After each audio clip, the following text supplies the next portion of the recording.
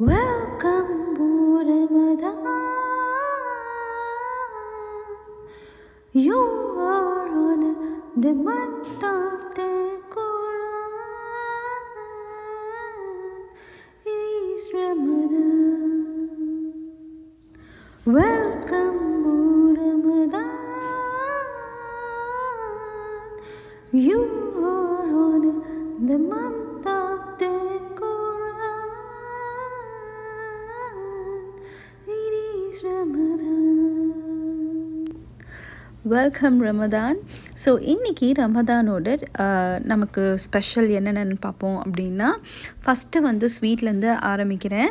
So key Mysore pak செய்யலாம் அப்படின்னு வந்து ரெடி பண்ணலான்ட்டு வந்தேன். கீயெல்லாம் கூட எடுத்துட்டேன். அதுக்கப்புறம் தான் தோணுச்சு, சரி மைசூர்பானா எல்லாருக்கும் எப்படி கொடுத்து விட நிறைய குவான்டிட்டி செய்யணும், சரி அதுக்கு வந்து நம்ம ஷீர் குருமா செஞ்சிடலாம் அப்படின்னு பிளான் பண்ணிவிட்டு, ஸோ அப்படியே வந்து கீ அப்படியே வச்சுட்டு அப்படியே நட்ஸ் எல்லாம் எடுத்து நம்ம வறுத்து செய்ய ஆரம்பிச்சிடலான்னு இது பண்ணினேன். ஸோ ஃபஸ்ட்டு இதோட ரெசிபி உங்களுக்கு வேணும் அப்படின்னா நம்மளோட ஷார்ட்ஸில் இருக்குது. நான் இருந்தாலும் இந்த லாங் வீடியோலையும் போஸ்ட் பண்ணுறேன். ஸோ கண்டிப்பாக பாருங்கள், கண்டிப்பாக யூஸ்ஃபுல்லாக தான் இருக்கும். ஸோ இதுக்கு நான் ஒரு பேன் எடுத்துக்கிட்டேன். பேனில் வந்து ஒரு 2-3 ஸ்பூன் ஆஃப் வந்து கீ போட்டுட்டு எடுத்து வச்சுருக்க நட்ஸ், அதாவது உங்ககிட்ட என்னெல்லாம் நட்ஸ் இருக்கோ அதில் எல்லாத்துலேயும் ஒரு கை கொத்து எடுத்துக்கோங்க. நான் ட்ரை ஃப்ரூட்ஸ் தான் எடுத்திருக்கேன். ஸோ விச் மீன்ஸ் பாதாம், பிஸ்தா, ரைசின்ஸ், அப்புறம் டேட்ஸு எல்லாத்துலேயுமே ஒரு கை கொத்து எடுத்துட்டேன். எடுத்து வந்து நல்லா வந்து ஒரு 3 ஸ்பூன் ஆஃப் கீ போட்டு வறுத்துக்கோங்க. அதுக்கப்புறம் இந்த ஷீர் குருமாக்குன்ட்டு ஒரு சேமியா வந்து கடையில் கிடைக்குங்க. ஸோ இந்த வெர்மிஸ்லி வாங்கிக்கோங்க, அது ரொம்ப ஃபைனாக இருக்கும். ஸோ அது வந்து நான் ஒரு கப்பு போட்டுட்டு அதுக்கப்புறமா நல்லா தாராளமாக பால் ஊற்றிக்கிறேன். ஸோ பால் வந்து பார்த்திங்கன்னா உங்கள் குவான்டிட்டிக்கு ஏற்ற மாதிரி நீங்கள் போட்டுக்கோங்க. இதுக்கு கப் அளவு அந்த மாதிரிலாம் கிடையாது. பட் இந்த க்ரீம் வந்து நம்ம வந்து ஆட் பண்ணுறோம் இல்லையா, கண்டென்ஸ் மில்க், அது வந்து ஒரு கப் வந்து ஆட் பண்ணிக்கிறேன். ஏன்னா நம்ம ரொம்ப ஜாஸ்தியும் இருக்கக்கூடாது. ஏன்னா நான் கண்டென்ஸ் மில்க் வந்து வீட்டில் செய்வேன். ஸோ அது வந்து கொஞ்சம் சுகர் கண்டென்ட் வந்து ஜாஸ்தியாகவே இருக்கும்.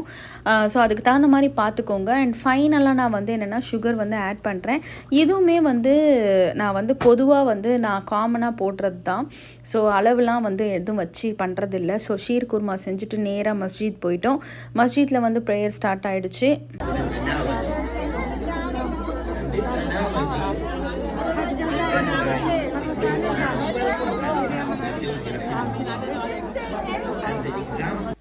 ஸோ ப்ரேயர் அல்ஹம்துலில்லாஹ் நல்லபடியாக முடிஞ்சது. ஆஸ் யூஷுவல் வந்து நான் வந்து ஃபோட்டோஸ் எடுக்க ஆரம்பிச்சிட்டேன். அண்ட் கொஞ்சம் வீடியோஸும் எடுத்தேன். என் ஃப்ரெண்ட் வந்து என் பிள்ளைங்களுக்கு எல்லாருக்குமே, எல்லா குழந்தைங்களுக்கும் கிஃப்ட்ஸ் வந்து கொடுத்தாங்க. I am so happy. And ரொம்ப ஹாப்பியாக சந்தோஷமாக எல்லா மக்களும், அதாவது யூஎஸில் வந்து பார்த்திங்கன்னா நம்ம எல்லா கண்ட்ரியில் உள்ள பீப்புள்ஸுமே இருப்பாங்க. So as you know, US is the land of immigrant இல்லையா.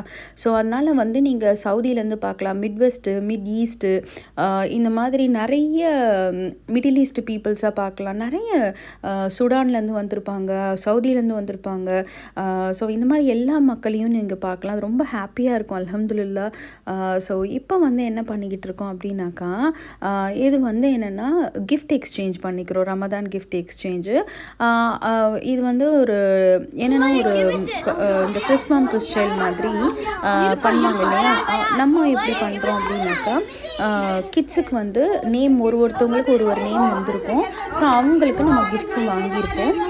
அந்த மாதிரி என் பையனுக்கு 2 பேர் வந்திருந்தாங்க. ஸோ அவங்க வந்து ரிட்டன், அதாவது நம்ம கொடுக்குறவங்களே நமக்கு ரிட்டன் வர மாட்டாங்க, வேற ஒருத்தவங்க நமக்கு கிஃப்ட் கொடுப்பாங்களா இருக்கும். பட் இது வந்து ஒரு நல்ல முயற்சி இல்லையா. என்னோடய ஃப்ரெண்டு இது வந்து எப்பயுமே பண்ணுவாங்க. ஏன் அப்படின்னா, நம்ம வந்து சொந்தங்களை, உறவுகளை எல்லாத்தையும் விட்டு நம்ம தூரம் வந்திருக்கிறோம்.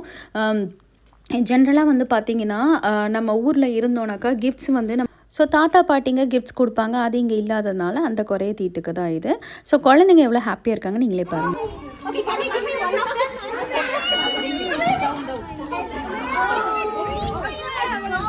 ஸோ அவங்களோட கிஃப்ட்ஸை ஒருத்தவங்களும் ரொம்ப எக்ஸைட்டடாக பார்த்துட்டு, எனக்கு இந்த கிஃப்ட் வந்திருக்கு அந்த மாதிரி அதை ஷேர் பண்ணிவிட்டு, அது ஒரு ஹாப்பினஸ் இல்லையா. ஸோ வீட்டுக்கு வந்துட்டோம், மஸ்ஜித்லேருந்து வந்து பசங்களை வச்சு நல்ல ஃபோட்டோஸ் எடுத்தோம், கொஞ்சம் வீடியோஸ் எடுத்தோம். ஸோ அதெல்லாம் உங்களுக்கு நான் ஷேர் பண்ணியிருக்கேன். ஸோ 2 பேருக்கும் ஒரே மாதிரியே ட்ரெஸ்ஸு வாங்கியிருந்தாங்க அவங்க கிராண்ட் பேரண்ட்ஸு. ரொம்ப நல்லா இருக்குது இல்லையா. ஸோ அல்ஹம்துலில்லாஹ். நெக்ஸ்ட்டு வந்து பார்த்திங்கன்னா, நான் வந்து ஷீர் குர்மா வந்து எல்லாருக்கும் டிஸ்ட்ரிபியூட் பண்ணுறதுக்கு நான் நான் எல்லாமே பேக் பண்ணி வச்சுட்டேன் ஃபஸ்ட்டு. ஸோ வந்த உடனே ஏன்னா நான் காலையிலே ஷீர் குருமா பண்ணிட்டு தான் நான் வந்து மஸ்ஜித்துக்கு போனேன். எப்பயுமே வந்து காலையில் வந்து எங்கள் வீட்டில் பழக்கம் என்னென்னா இட்லி கறி குழம்பு வைப்போம். பட் இதுதான் வழக்கத்துக்கு மாறாக இந்த ஒரு தடவை தான் நான் அதை மாதிரி செய்யலை. ஏன்னா இன்றைக்கி நாங்கள் மஸ்ஜித்தில் வந்து மார்னிங் வந்து பிரேக்ஃபாஸ்ட் வச்சுட்டாங்க. இட்ஸ் லைக் பிரஞ்ச் மாதிரி வச்சுட்டாங்க. ஸோ இருந்தாலும் நாங்கள் வந்து ஒரு 3 மணி போல் வந்து பிரியாணி செஞ்சு சாப்பிட்டோம். பிரியாணி செஞ்சு சாப்பிட்டா தான் உங்களுக்கு எப்படி சொல்கிறது, ரமதான் வந்து சூப்பராக இருக்கும் இல்லையா? ஸோ நான் அவங்க வந்து மஸ்ஜித்லேருந்து வந்ததே 1 மணிக்கு தான் வந்தோம். 1 மணிக்கு வந்து நான் வந்து இந்த வெங்காயமே பிரியாணி செய்கிறதுக்கு 1/2 அன் ஹவர் ஆகுமா, அவ்வளோதான். அதனால் நம்ம ஃபாஸ்ட்டாக வந்து செஞ்சிட்டோம். பட் நம்ம இன்றைக்கி செய்கிற பிரியாணி வந்து எல்லாருக்கும் எனக்கு தெரிஞ்ச ஒரு 2-3 பேருக்கு வந்து ஃப்ரெண்ட்ஸ் சர்க்கிளில் வந்து கொடுக்குறோம். அதாவது நான் முஸ்லீம், நம்ம முஸ்லீம் ஃப்ரெண்ட்ஸ் எல்லாருமே பிரியாணி அவங்க வீட்டில் கண்டிப்பாக செய்வாங்க. நம்ம ஃப்ரெண்டில் ஒருத்தவங்க முஸ்லீம் வந்து அவங்க செய்யலை அவங்க வீட்டில் பிரியாணி. ஸோ அதனால் நான் வந்து அவங்களுக்கும் கொடுத்து விட்றேன். அண்ட் என் ஹஸ்பண்டோட ஃப்ரெண்டு 2 பேர் வீட்டுக்கு வந்து பிரியாணி வந்து கொடுத்து விட்றோம். ஸோ அதனால் வந்து நான் கொஞ்சம் குவான்டிட்டி ஜாஸ்தி தான் போட்டேன். என்ன ஸ்டைல் ஆஃப் பிரியாணினாக்கா மெட்ராஸ் ஸ்டைல் ஆஃப் பிரியாணி பண்ணியிருக்கேன். நம்ம டிஃப்ரெண்ட் ஸ்டைலில் வந்து நம்ம பிரியாணி செய்வோம். அந்த வகையில் இன்றைக்கி நம்ம மெட்ராஸில் ஹைதராபாதி பிரியாணி கிடைக்கும். எஸ்எஸ் ஹைதராபாதியில் வந்து பார்த்திங்கன்னா ஹைதராபாதி ஸ்டைலாகவே இருக்காது, ஒரிஜினல் அத்தன்டிக்கான மெட்ராஸ் ஸ்டைல் இருக்கும். ஸோ அந்த மாதிரி ஸ்டைலில் பண்ணியிருக்கேன். பட் என்னென்னா இது ரைஸ் வந்து நான் கொஞ்சம் பாயில் பண்ணி வடித்து போடுறேன்.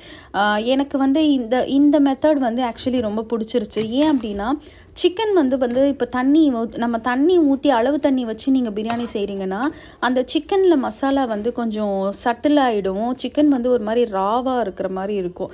அது எங்களுக்கு பிடிக்கலை. அதனால் நாங்கள் வந்து இந்த மாதிரி மசாலா வந்து பண்ணிவிட்டு அப்புறம் ரைஸை வந்து வடித்து போட்டோம் அப்படின்னா வீட்டில் இருக்க எல்லாருக்கும் ரொம்ப பிடிச்சிருக்கு. ஸோ எனக்கும் ரொம்ப நல்லா இருக்கிற மாதிரி தோணுச்சு.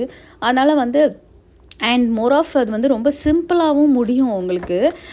சம்டைம்ஸ் வந்து நீங்கள் தண்ணி கொஞ்சம் கூட ஆகிடுமா இருக்கும், இல்லை கொஞ்சம் கம்மியாக இருக்கிற மாதிரி இருக்கும்.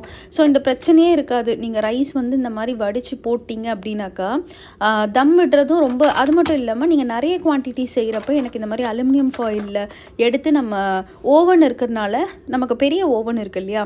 ஸோ அதனால் அது உள்ளே வைக்கிறப்ப உங்களுக்கு இந்த அடி பிடிக்கிற பிரச்சனை கிடையாது. இதில் நிறைய அட்வான்டேஜ் இருக்குங்க இந்த மாதிரி நம்ம செய்கிறதுல. சாதமும் வந்து ஒன்றுக்கு ஒன்று ஒட்டாமல் குழையாமல் அடி பிடிக்காமல் எவ்வளோ பெரிய குவான்டிட்டியும் நம்ம செய்யலாம். இந்த மாதிரி நம்ம பிரியாணி செய்கிறப்ப டேஸ்ட்டும் வந்து அல்டிமேட்டாக இருக்கும், எந்த குறையுமே இருக்காது. ஸோ கண்டிப்பாக நீங்களும் வீட்டில் பிரியாணி செய்கிறதா இருந்தால் இந்த மெத்தடில் செஞ்சு பாருங்கள். ஒரு தடவை செஞ்சு பாருங்கள்.